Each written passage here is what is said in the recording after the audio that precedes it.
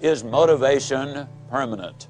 Well, I got to look at you folks and say, no, motivation is not permanent. But then neither is bathing. But that doesn't mean I don't approve of bathing. As a matter of fact, I strongly encourage it. Eating is not permanent unless you don't eat, and then pretty soon your condition will be permanent. No, motivation is not permanent for the simple reason that we've got demotivation, which takes place every day of our lives. There's more confusion about motivation and positive thinking than just about anything that I have ever encountered. I believe in this presentation, though, we're going to be able to clarify much of that for your benefit, and more importantly, share with you how you can keep the motivation and the positive thinking going. Positive thinking won't let you do anything. I get so annoyed when I hear some people enthusiastically stand up and say, man, with positive thinking you can just do anything. Just believe it, and man, think about it positive enough, you can do it. I believe that's ridiculous. See, I'm 60 years old. I don't care how positive I got. I could not whip a boxing champion. I don't care how positive I got. I could not play football in the NFL or the basketball in the NBA. I don't care how positive I got. I couldn't perform major surgery on you and have you live. Nor could I give you a lecture on nuclear physics. Positive thinking won't let you do anything. But it will let you do everything. Better than negative thinking will. Now, I know that for most busy people, getting regular exercise is about as easy as climbing Mount Kilimanjaro. But it can be done. You've just got to have a plan. You've got to set some goals, because it's just as difficult to reach a destination you don't have as it is to come back from a place you've never been. Unless you have definite, precise, clearly defined goals, you will not realize the maximum potential that lies within you. And this applies to every aspect of your life, not just to exercise. Now, here's some steps you can take towards that end. First, identify your goals. And next, set a deadline for reaching them. Make a list of obstacles you have to overcome to reach your goals. Identify the people who can help you overcome those obstacles, and make a list of skills you have and those you need to achieve your goals, and then develop a plan. Now, a word about goals themselves. There are 7 different kinds of goals. There are physical, financial, spiritual, career, family, mental, and social. And these 7 types of goals share several characteristics. First, to be effective, they must effect change. We must have some big goals, because thinking big creates the excitement necessary for accomplishment. Second, you must have some long-range goals so that short-range frustrations don't stop you in your tracks. Occasionally, circumstances do arise that are beyond your control, and oftentimes obstacles such as market changes, sickness, accidents, or family problems can be pretty intimidating. But by keeping your eye on the prize, you will find that the excitement of winning that prize will carry you through the tough times. Third, if you don't have daily objectives, you qualify as a dreamer and not as a doer. Dreamers are fine, provided they build foundations under their dreams by working daily towards them. Often, the difference between the great and the near great is the awareness that making it big means working every day towards our long-range objectives. And 4, your goals must be specific, not vague or general.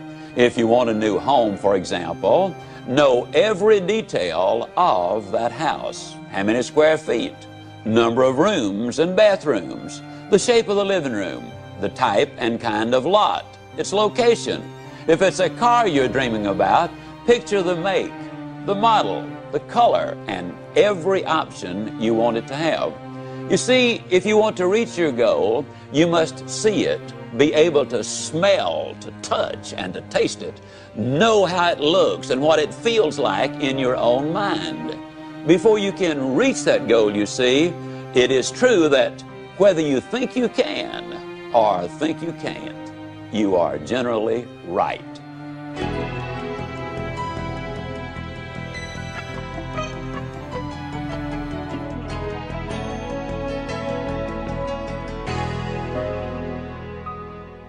Step number 6, you need to feed your mind with the good, the clean, the pure, the powerful, and the positive. Let me ask you a question. If I were to come into your living room one day with a pail of garbage and dump it on your living room floor, what do you think you'd do?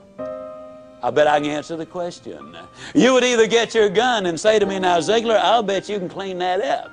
Or you'd get on the telephone and you'd call the police. Or you'd whip me as long as I was there. Those are things you would probably do. I mean, and then for months you'd be talking about this crazy guy came in my home, dumped garbage on the floor, ought to shot him. As a matter of fact, I wish I had.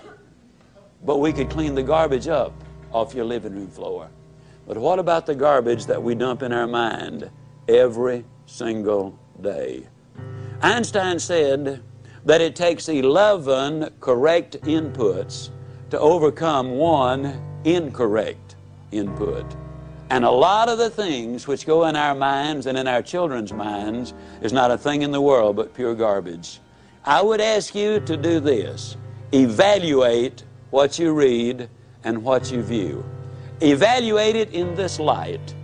Will this really help me to accomplish my objectives in life? Or is this going to be a deterrent to me accomplishing my objectives in life?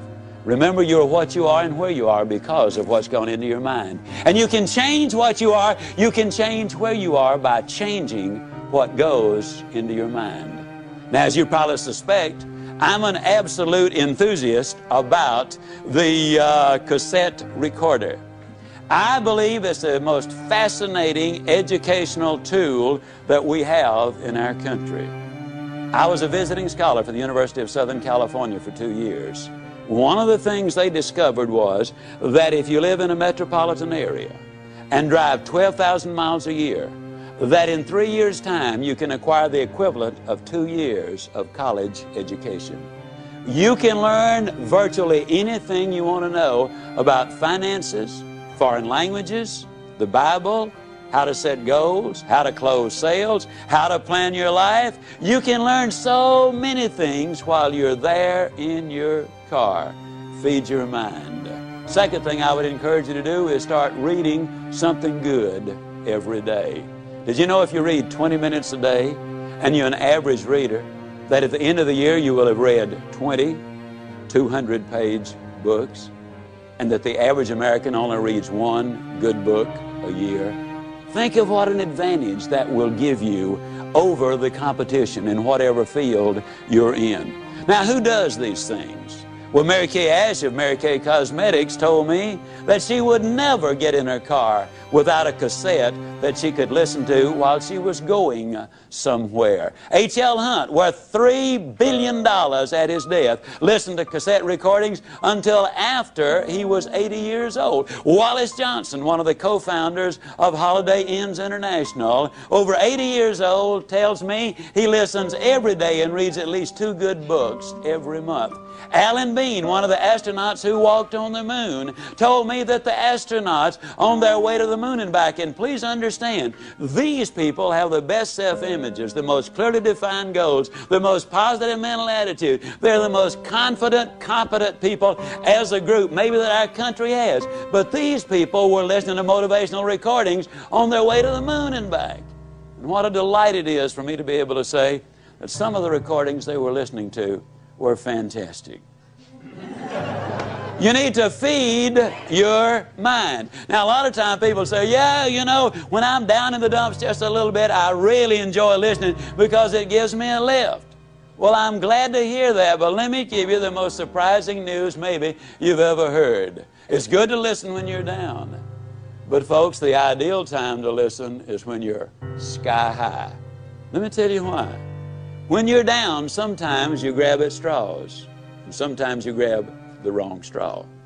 Also, a lot of times, and here's the real benefit to listening, it triggers your imagination, stirs up all of the stored information which you already have in your mind, and a lot of the good ideas then come forth. But if you're too down to accept them, then you turn away the very best ideas of all.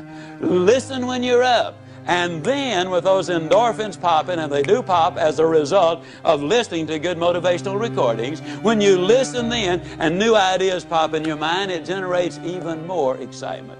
Here's what we've discovered. You need to listen at least 16 times to get the complete message. That's the reason I say listen to this over 16 times, because you will get all of it then. It will become a part of you. Let me say it again. You probably have been in the process of making decisions right now. As you listen, you will make those decisions. But as you listen over and over, the decision changes to commitment. And once you've made the commitment, then you will seek the training which will make the difference, because that means behavior changes. And when you change behavior, then you start developing winning habits. And that's what this is really all about. Step number 7, if you want to build a winning attitude, you need to take time, and this is probably going to surprise you based on what you've heard me say so far, but you need to take time to be quiet. You know, the average American sleeps 30 minutes too late every day.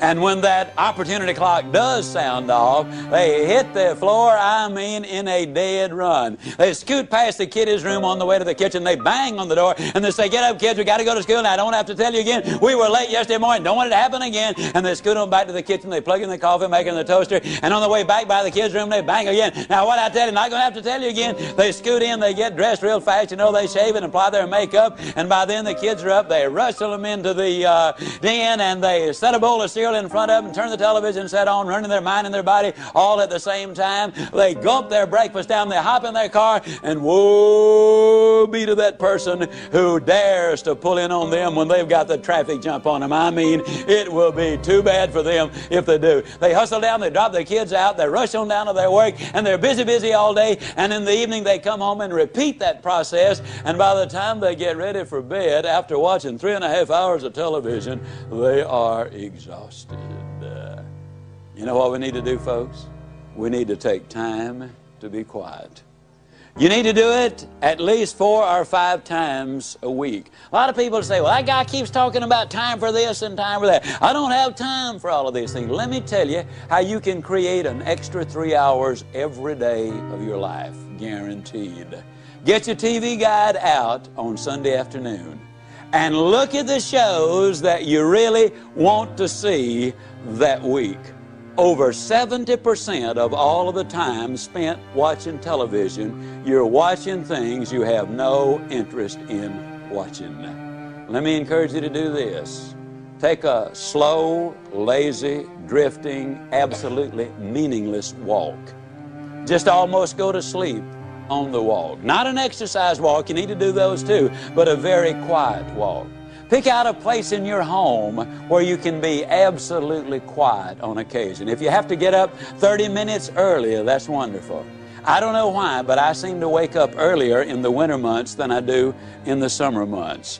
And when I get up, it's pitch dark. I have a nice little office. I go in there and I turn on the gas log and I sit there. And every time I do that, without exception, I have the most exciting day of my life. I simply run through my mind the things I'm going to be doing. As you plan the day, as you think of all of the things we've got to be excited about, it really does renew your energy and it gets you excited about the day. Now let me tell you something.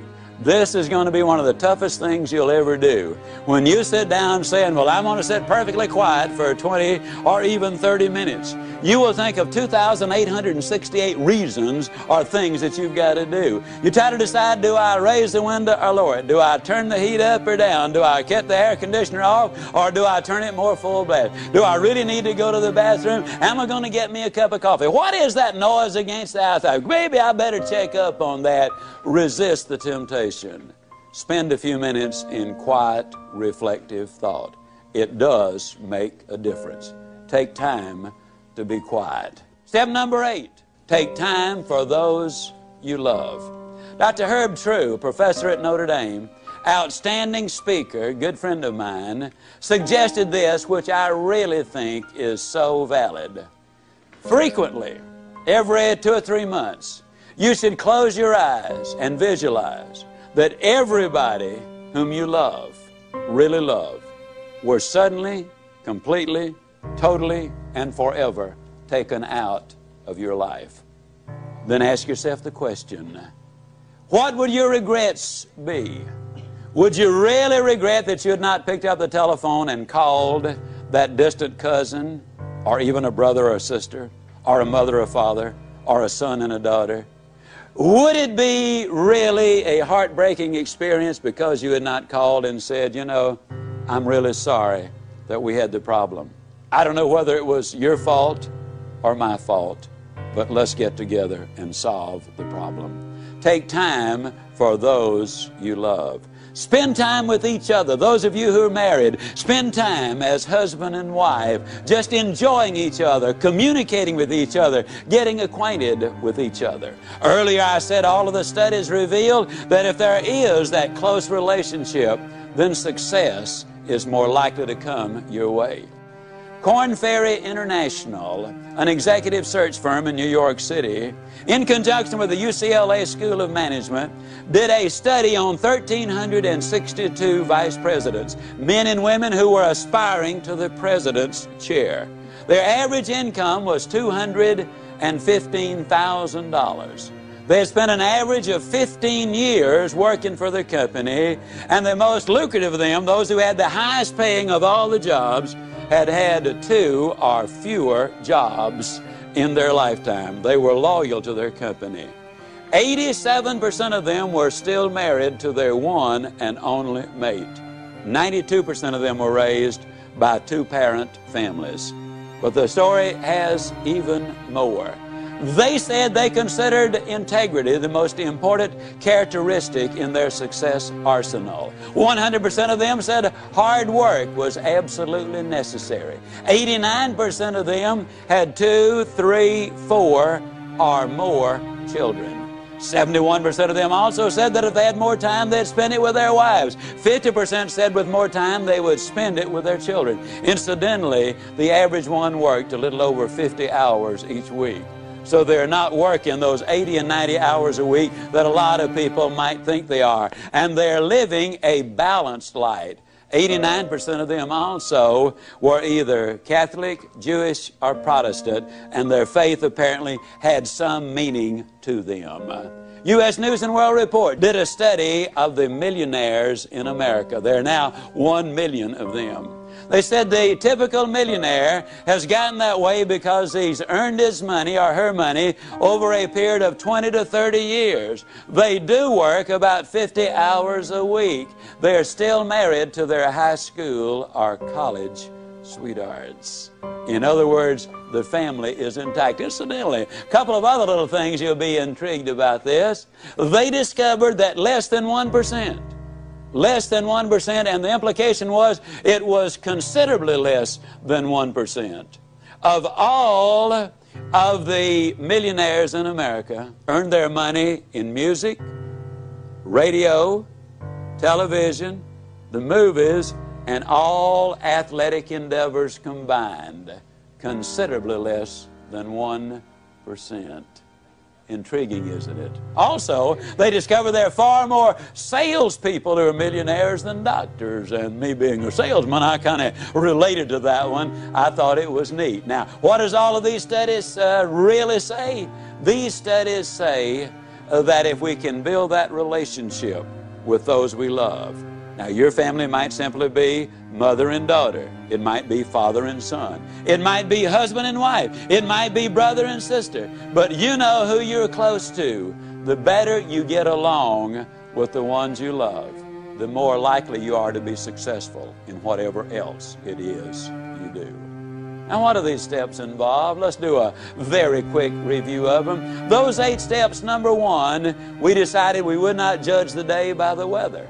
Number two, we'd learn to look for the good in every situation and every person. Number three, we would greet people properly, whether it was on the telephone or in person. Number four, we would identify the go-lights of life for what they really are. Number five, we would take care of our physical body. Number six, we would daily feed our mind with the good and the clean and the pure and the powerful and the positive. And number seven, we would take time to be quiet, to recharge our batteries. And number eight, we would spend time with those we love.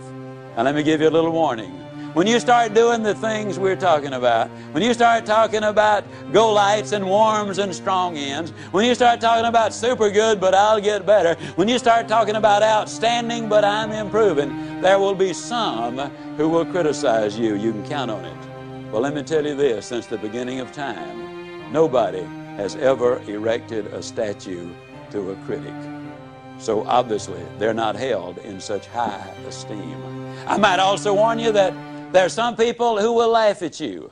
But let me remind you that the little world laughed, but the big world gathered on the banks of the Hudson when Robert Fulton went steaming by. The little world laughed, but the big world was at Kitty Hawk when the Wright brothers made that historic flight. The little world laughed, but the big world was tuned in when Alexander Graham Bell made that phone call that opened the lines of communication which are so important today. The little world might laugh as you set out on your objective, but let me point this out. The big world is going to be right there at the finish line, cheering you across.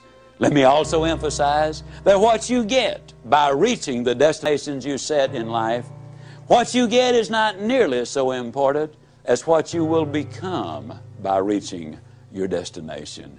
You see, you'll become the winner you were born to be. Buy these ideas, do these things, take these steps, follow these procedures, because if you do, I can close by saying, do these things and I definitely will see you.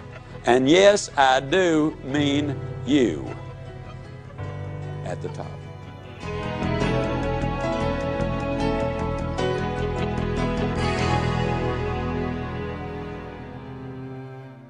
This has been a presentation of Simon & Schuster Audio. You know what positive thinking will do? Positive thinking will let you use your ability. And I'm here to tell you that is all you really need. Positive thinking won't let you do anything, but it will let you do everything better than negative thinking will. Will you buy that idea? Does that make sense to you? Okay, it lets you use your ability. See, that's what we want to communicate with you in this presentation. Now, J. Allen Peterson, in his beautiful book, The Myth of the Greener Grass, points out that according to one computer study, over 90% of the input in our minds on a daily basis is of a negative nature. Chad Helmstetter, in his book, points out that the average 18-year-old American has been told 148,000 times, no, or you can't do it. But I talk about demotivation and negative input and so forth. Let me share with you just some of the things that maybe you've heard. An overweight person sits down at the table and what do they say? Everything I eat turns to fat. A parent sends a child off to school and says, now don't you get run over. I mean, that's about as negative a statement as you can get. You see, our terminology is all fouled up. We wake up in the morning with the aid of an electronic rooster, and what does the average person call that electronic rooster? You tell me. Alarm clock. But you see, they sound the alarm when the building catches on fire. That scares people. They sound the alarm when the bank's being robbed. That scares people. If you wake up to an alarm, that scares people. No wonder they're negative. It's an opportunity clock. Well, you think about it. If you can hear it, that means you've got an opportunity to get up and go. If you can't hear it, that might mean you done got up and gone. I mean, you think about it, it really is an opportunity clock. How negative are we? They bring out a loaf of bread, and what do they call the first slice? I mean the first slice on the loaf of bread. Tell me, the heel or the end. Isn't that crazy? Never saw a loaf of bread in my life that didn't have two beginnings. I mean, we really need to explore that. Now, what we want to do is we want to look at a formula. And this formula is a very significant one. William James, the father of American psychology, the man who really wrote the original books, he's from Harvard, says that if you want to change your life, you've got to do it immediately and you've got to do it flamboyantly. Now, I want to emphasize as I get involved in this, during these next few minutes, the chances are enormous that you are going to be making some decisions, and they will be good decisions. But they also will be emotional decisions, kind of like a New Year's resolution, which some people break the very next day. Decisions are easy to make. Business people make hundreds of them virtually every day of their life. Now, if that decision is going to mean anything, it's got to be reinforced over and over and over, and it's got to be done enthusiastically. Now, if it's reinforced often enough and enthusiastically enough, then the decision becomes a commitment. Now, once you've made a commitment to do something in your life, ladies and gentlemen, then you will seek the training. You will demand the training that will enable you to utilize and reach the commitment which you've made. Now, training is what makes behavioral changes in your life. If the training is good, that means you will develop winning habits. Ladies and gentlemen, all you've got to do is practice winning habits long enough and you yourself will become a winner. You see, we were born to win. I believe that with all my heart and soul. We were born to win. The unfortunate truth is, many people have been conditioned to lose. So as we look at this formula, as I share these steps with you, I want to really encourage you to listen carefully this first time, but also repeat it over and over until it becomes a part of you.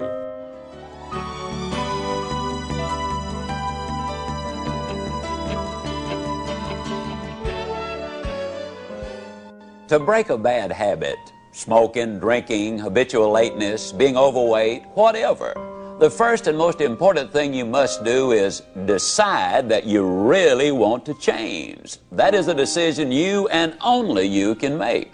Without this motivation, no person or procedure will have any significant impact on your behavior. You must decide that you want to take control of your life, that you want to be free, that you want to do things with your life instead of having things done to your life. Secondly, if you need to, get help. Interestingly enough, many people quit their bad habits in the same way they acquired them, by associating with people who share their goals. Alcoholics Anonymous, Gamblers Anonymous, Overeaters Anonymous, literally hundreds of self-help organizations provide just this sort of positive association and support for people with problems. Thirdly, try substitution. There is really no such thing as eliminating a habit. You simply substitute a good one for a bad one. The psychologists say that it's important to have a new activity or habit to fill the void when you start shedding old habits. In place of eating, you might try jogging. Instead of drinking, you might try talking. In place of smoking, substitute writing. In other words, don't be unwise in your habits, but rather aspire to maturity and wisdom and keep your mind well and emotions focused on positive ideas. Step number 4, use the psychological technique of imaging, of visualizing yourself as free of that destructive habit. Picture yourself as doing something else, something positive, something winning. And a final suggestion. Once you decide to grab hold of a new habit, you will need, for a while, to force yourself to hold on real tight, to hold on to it for all you're worth. Eventually, it will get easier and even become fun. But at first, to make it stick, to turn it into a real good habit, you've got to make yourself do it for at least 21 consecutive days. Do it for 21 consecutive days in a row, and you'll have a real good shot at beginning to live a different kind of life. you might just become a happier, more motivated, excited, and enthusiastic person.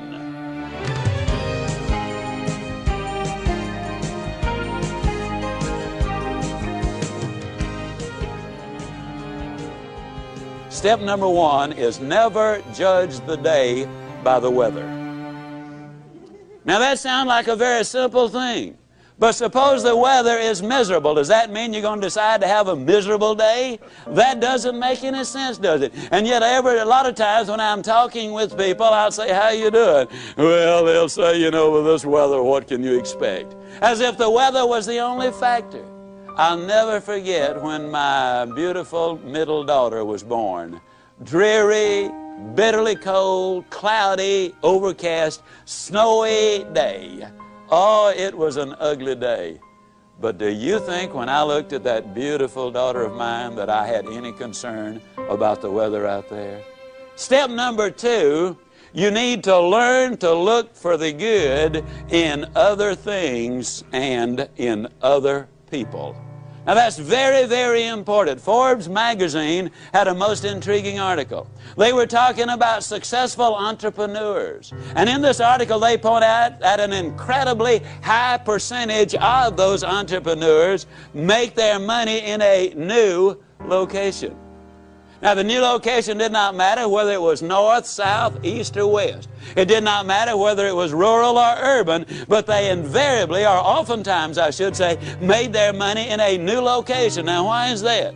Very simple. When they go in the new town, the new area, they're not familiar with the bureaucracy. They're not familiar with the problems. They don't know the things which cannot be done. They go in with extraordinarily high expectations. And expectations in life, ladies and gentlemen, are so important.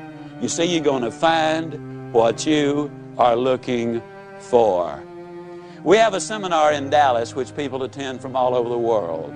We try to get the corporations and other people to send husbands and wives together because our research indicates that if the team functions together, they both will do better in whatever it is they do.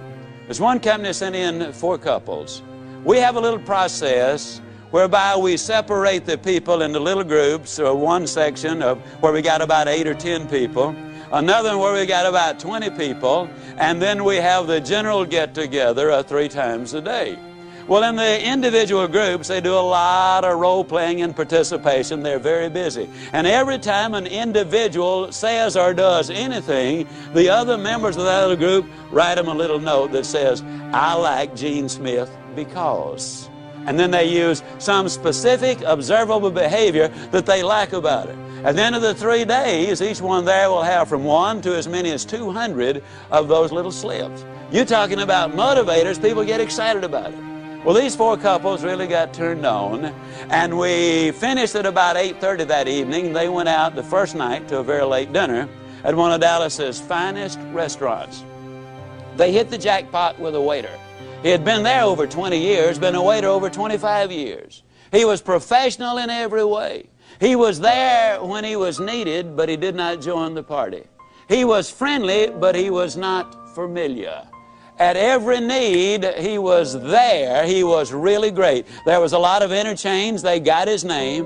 When they left, because he had contributed so much to the enjoyment of the evening, they left him a 25% tip, which is significant in a very expensive restaurant. Also, each one of them wrote him one of those little slips of paper, I like because. And they walked out the front door. They'd gotten about 100 feet when they heard his voice from the rear saying, wait a minute, folks, wait a minute. And it was the waiter running up to them. He was waving those 8 slips of paper. He said to them, you know, I've been a waiter over 25 years. I've been here over 20 years. And then he broke down. And they said he could not talk for what seemed like forever. It probably was no more than a minute. He finally regained his composure, and he said, you know, this is the nicest thing that has happened to me in 25 years as a waiter. He said, I'll never forget tonight. And he turned and walked away. Cabot Robert says that there are over 3 billion people on the face of this earth who go to bed hungry every night. But he says there are 4 billion people on the face of this earth who go to bed hungry every night for some sincere, honest appreciation, a compliment, if you will. The waiter story has 2 bottom lines. Bottom line number 1, wouldn't you love to have been at the next table that waiter served? Don't you know they got the best service anybody has ever gotten in a restaurant since restaurants opened to serve the public? But the real bottom line, and the real reason I tell the story is this. The waiter said it was an occasion he'd never forget, the most important event of his 25-year career as a waiter. His benefits are enormous. But as great as they were, every last one of the 8 received an even greater benefit. It's absolutely true, folks. You can have everything in life you want if you will just help enough other people get what they want. Step number 3. If you want to build a winning attitude, you need to know how to greet people properly, in person and on the telephone. Have you ever noticed that most people absolutely don't even know how to answer the telephone? I challenge you. 2 of you get together, look up 10 numbers separately in the yellow pages and swap numbers. I'll guarantee you, you will be unable to identify more than 3 of the companies you call based on the way they answer the telephone. They snatch the phone off the hook as if it were an intrusion. What do you mean, all this number? I wouldn't bother you. Good morning, Lord, company. And you have no more idea than a goat who you've called. When our lady answers the telephone, she says, good morning. And you know it is not a recording that you got. Then she makes a motivational speech. Not as long as the ones I make, but she makes a motivational speech. She says, it's a great day. And people often say, Ziegler, is it always a great day? It sure is, and if you don't believe it, you just try missing one of them. It's a great day. And then she identifies the name of the company. Now, when I'm at home, and I stress, this is when I'm at home, I frequently answer the telephone singing, oh, good morning to you. Now, I'll be the first to admit sometimes there's a long pause. Then I sing them another little ditty, if you don't speak up, I'm going to hang up. And many times they'll say, who is this? And I'll say, whoever you want. Who do you want? Man, you sure do feel good today. And I say, yes, many years ago I decided I was going to feel good today. Now, when you greet people personally, you ever notice how people greet each other? How you doing? Not too bad. How you doing? Fine, so far. How you doing? Good, since it's payday. How you doing? Okay, since I get off in 22 minutes. And don't you love it when one of them pulls himself up to the full height and say, well, under the circumstances. I mean, it makes you wonder what they're doing under there in the first place, doesn't it? Now, instead of that old razzmatazz, when you greet somebody, and incidentally, you need to initiate the action. I jog almost always between 5 and 8 o'clock in the evening. I love to jog that time of day. And when I jog, every time I meet somebody, I always give them the same greeting. Good morning. And in 85% of the cases, by actual count, they always respond either all the way with good morning, or they'll get part of it out. It's not morning, man, it's evening. I made this talk the other night in Dallas at about 8:30 in the evening. By the time we left the motel, it was 9:45. I stepped on the elevator. There was a fella on it. I said, good morning. He said, good morning. Now, what am I saying with this? I'm saying that people respond in kind. And if you want to set the tone and the pace, not only in your own life, but in your family and also in your company, this is something you can really do. Now, when somebody says to you, how you doing? Instead of that old negative baloney, why don't you just tell them the truth? Get yourself a 3x5 card, and on one side write outstanding, but I'm improving. On the other side write super good, but I'll get better. And then when somebody says, how you doing? You whip out that card and you say, outstanding. But I'm improving, and I'll guarantee you, you'll never feel sillier in your life. As a matter of fact, you won't even be able to finish it. You'll be laughing on the way, and the other person will too. I will guarantee you, if you'll do this for 3 weeks, you will be shocked at what happens to you as a result of it. Greet people properly. super good, but I'll get better, or outstanding, but I am improving. Now, a lot of times people say, well, Zig, do you ever have any interesting experiences with this kind of an approach? I said, yeah, sure do. Never will forget, several years ago, on a brutally hot day in Dallas, I had a unique one in a cafeteria.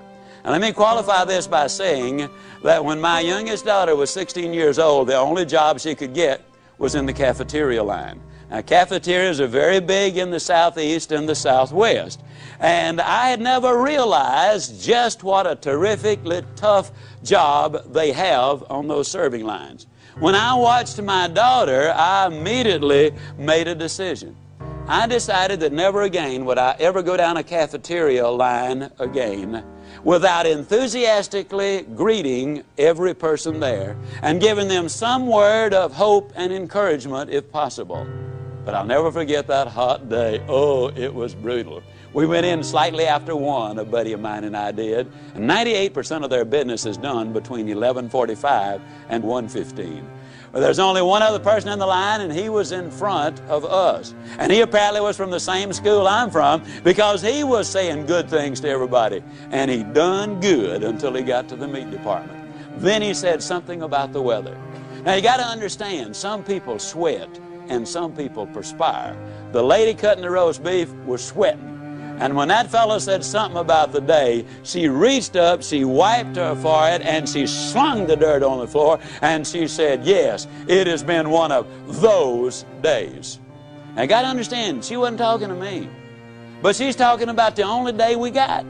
And she's talking in my town, and I've got a reputation at stake. I cannot sit idly by and let a comment like that be made right there in Dallas, Texas, and me not have something to say about it. So I put my big nose in. I said, yes, it's absolutely magnificent, isn't it?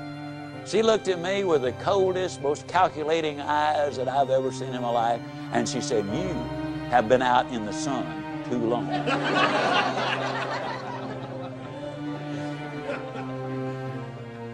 I said, no, ma'am, I've just gotten back from overseas. And I have seen children without any clothes to wear. And I've seen grown men and women without any food to eat. I've seen sanitary conditions which would turn your stomach to an incredible degree. I've seen poverty beyond your wildest imagination. And I look at you, and you're young, and you're pretty, and you're healthy, and you're working. And I know that if you really buy in to the American free enterprise system and give this job which you've got absolutely everything you've got, I know that you can move right up in this company because I'm familiar with this company. And I know that someday you can manage this restaurant or another one like it. And who knows if you really buy into the American dream, but what someday some investors might look at you and decide they wanted you to become a part owner in the enterprise. Personally, I thought it was a magnificent, off-the-cuff, impromptu speech. And I knew that she was grateful for it. I knew that she was especially grateful for the fact that I'd taken my valuable time and given her these priceless insights which were going to make a difference in her life. And I knew she wanted to thank me for doing it, but for fear she might have missed her cues, I decided to give her a little lead-in. I said, now you feel lots better, don't you? She looked at me with even more disgust and said, you are sick.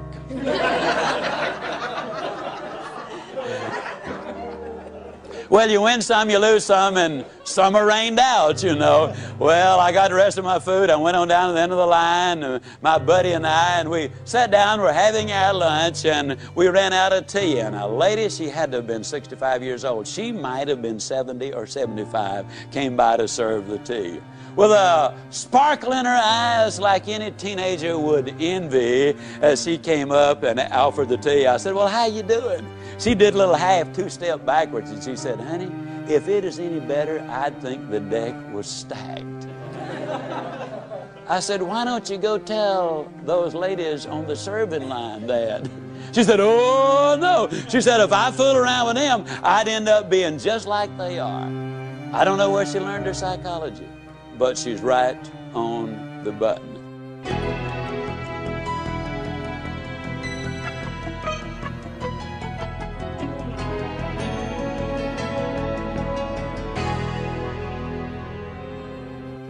When I say it's important to greet people enthusiastically, I'm really talking about having the right attitude, being positive and upbeat. Having the right mental attitude is one thing most professionals agree on because it is the main reason for the success of any project. In short, your attitude is more important than your aptitude. Now, here's where you come in. You can alter your life by altering your attitude. You are not stuck with the attitude you have. Good, bad, or indifferent, your attitude can be changed. So, how do you get up when you're down? Well, first, you recognize when you are down. Ask yourself, do I feel really down? Do I resist change? Am I negative when others are trying to be positive? Am I a put-down artist? Would I rather say no than yes? Second, understand that there are seldom, if ever, any hopeless situations. Only people who lose hope in the face of some situations. Third, know that the condition is temporary and can be changed. Fourth, you schedule your downtime. Set a time limit on how long you plan to stay down. A couple of hours for minor things, maybe a few days, even a week for the bigger disappointments in life. In any case, know which day will be your get up and go up day, and get up and go. And fifth, try this new motto on for size. Go with the flow.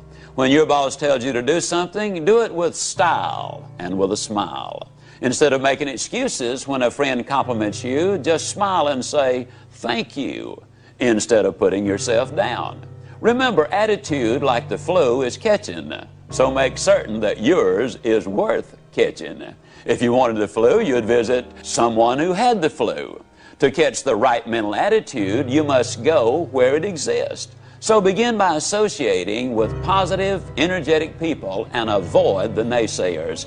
And before long, when someone asks you how you are, you'll respond in a positive and enthusiastic manner.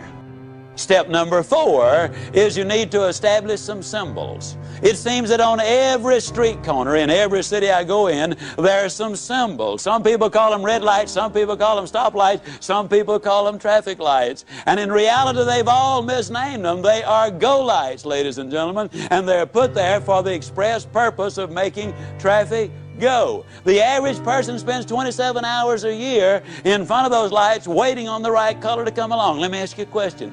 Have you ever been sitting there waiting on the right color to come along? You're all excited, you're all enthused, you're all motivated, you're listening to your Zig Ziglar tapes.